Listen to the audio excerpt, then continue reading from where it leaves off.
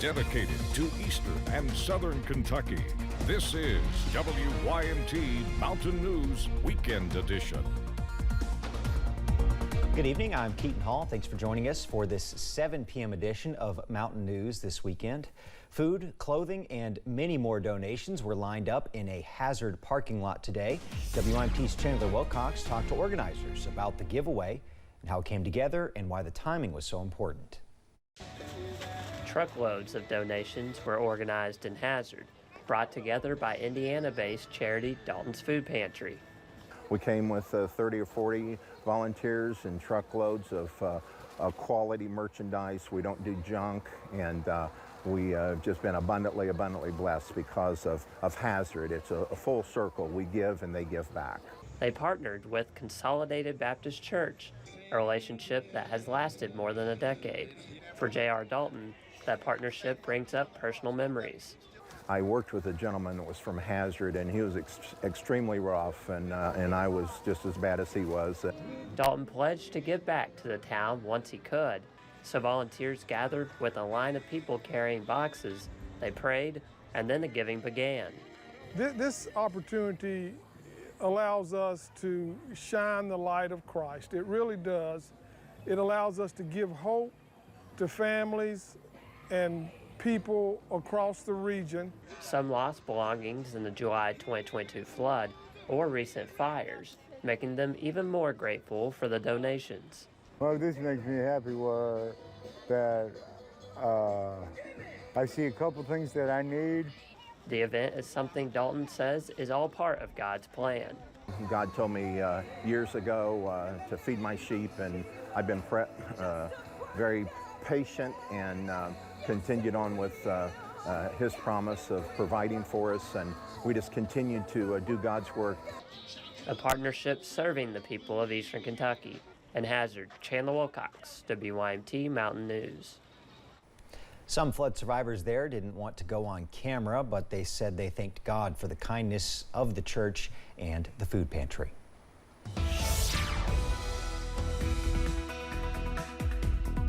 We are tracking scattered showers and storms across the mountains as we kick off the weekend, and some of those are a little bit heavy in some places as well. Here's a live look at First Alert Pinpoint Doppler, and most of the showers are along and south of the Howard Rogers Parkway over portions of Clay County into Leslie County as well, on top of downtown Hyden right now. Nothing severe, but some heavy rain, some thunder, and some lightning is likely. Also tracking some heavy showers now in Perry County, also stretching into portions of Leslie County as well, and more showers in Harlan County, also stretching into Letcher County as well. So nothing severe, but some of these storms are producing some heavy rainfall. We do have a flood advisory in place for Bell, Knox, and Whitley until 9. Also Bell, Harlan, Leslie, and Perry until 9:15. So be sure to keep an eye on those creeks and streams as well. This is all thanks to a cold front that will continue pushing into the region, and that could spark a few more showers as we go into tonight. We are drying out though as we go late tonight, also early Sunday. Those temperatures falling into the upper 60s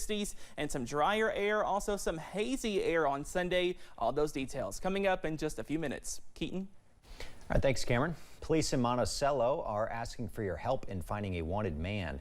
Officials said there's a warrant out for the arrest of Philip Gerhardt.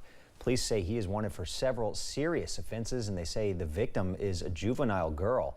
If you have any information, you can call the Monticello Police Department. Also in Monticello, police arrested a woman early Saturday morning after they say she endangered an officer and 3 children. Monticello police officer says they saw a woman driving recklessly on Lincoln Avenue. The woman's car reportedly swerved and almost struck the police officer's vehicle. After pulling over 27-year-old Brittany Jenkins to investigate, police discovered she had 3 children in the car with her. Jenkins received several charges, including reckless driving, DUI, wanton endangerment of a police officer, and 3 counts of wanton endangerment first degree. Last night, multiple agencies responded to a crash in Campbell County, Tennessee. Wildlife Resource Agency officials say they responded to the Jeep accident, saying it rolled over the embankment in the North Cumberland Management area of Elk Tower Road. The Jeep fell about 40 feet, and officials tell us one person was ejected. TWRA is leading the investigation. The person at the center of a 4-day manhunt has been found dead. The Tennessee Highway Patrol was searching for Jacob Kinnemer. Kinneber was considered armed and dangerous. Troopers found his car in Campbell County on Sunday. He was found dead along I-75. No other details surrounding his death were released. Police in Louisville, Kentucky say they're investigating the death of a hiker. They say Lyndon Bray was last seen Thursday while walking her dogs in a recreation area that has trails. Her dogs were found along with her car, but there was initially no sign of Bray herself. Friday, officials confirmed they've since found her body but don't know yet the cause of her death. Medical examiners are working on answers for investigators over the weekend. We are well into the summer months, and in between the scattered showers, most people are spending more time outside in the warm weather. Doctors are reminding everyone that heat-borne illnesses are a risk when people spend extended periods of time outdoors in the higher temperatures. Heat illnesses is on a spectrum ranging from mild fatigue symptoms all the way to heat stroke. Well, initially, heat fatigue just is associated with some fatigue. You may feel thirstier than normal. You may feel that you're sweating profusely. You may not have much energy.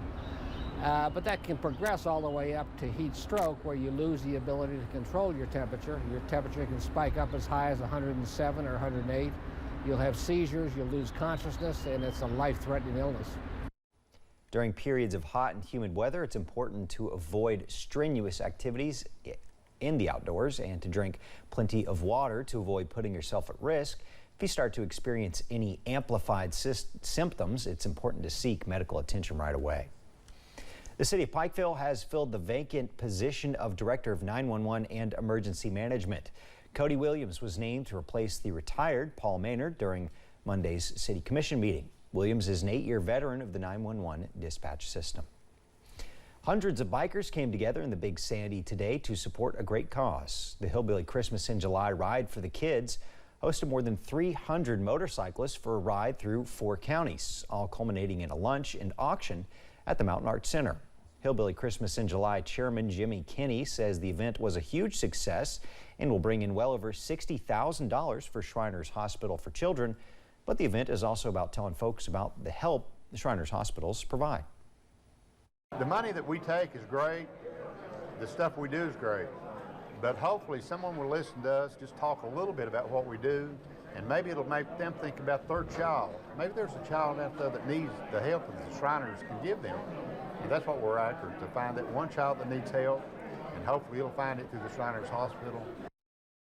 Kenny added that this is the 18th year of the ride, and as of last year, the ride has brought in nearly $800,000, and it's all about the kids. We'll have much more tonight at 11.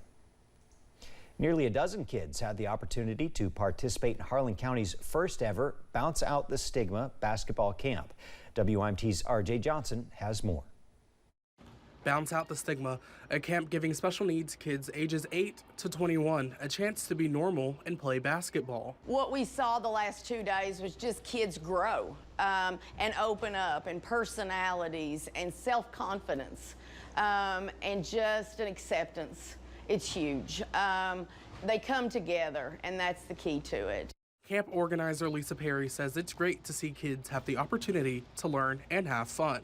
For both our city and our county kids to get a chance to come out, be on a equal court and learn skills.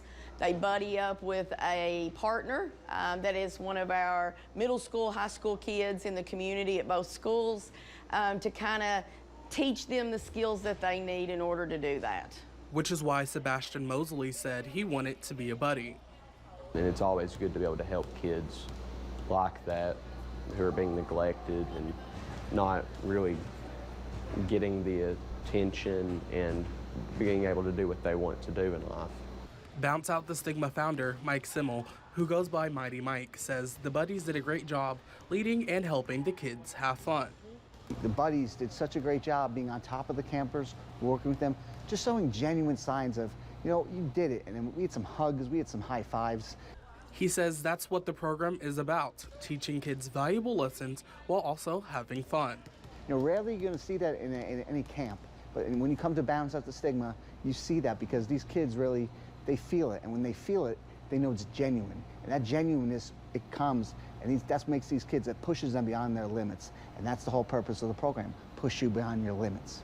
Bouncing the stigma of disabilities out, camp leaders are already planning on expanding the camp next year. In Harlan, RJ Johnson, WYMT Mountain News. Both Mighty Mike and Perry say they could not have done it without the support from Harlan Independent Schools, Mountain Comprehensive Health Corporation, and of course the parents for allowing their kids the opportunity. Louisville kids struggling with grief got to work through their trauma with the help of an animal that has also struggled in its life. Oreo is a miniature pony who lost his eye after being attacked by wild dogs. He took part in an art therapy workshop put on the First Hour Grief Response. After the kids heard Oreo's story, they were able to share their own by painting them directly onto the pony. The organizers hoped this would show kids there is a light at the end of the tunnel. We want to encourage children that it's okay to be different. You can still have a great life. And Oreo, as you can see, has a great life and he's functioning. And so we just want to show the children that sometimes adversity is not a barrier. It can really just help you propel to greatness. First Hour helps primarily kids in the South and West who have suddenly lost someone important in their lives. Coming up at 6, a fundraiser is held for a Central Kentucky kid who's on the road to recovery after a serious brain injury. Plus, we are tracking showers and storms across the mountains into this evening, the very latest after this break.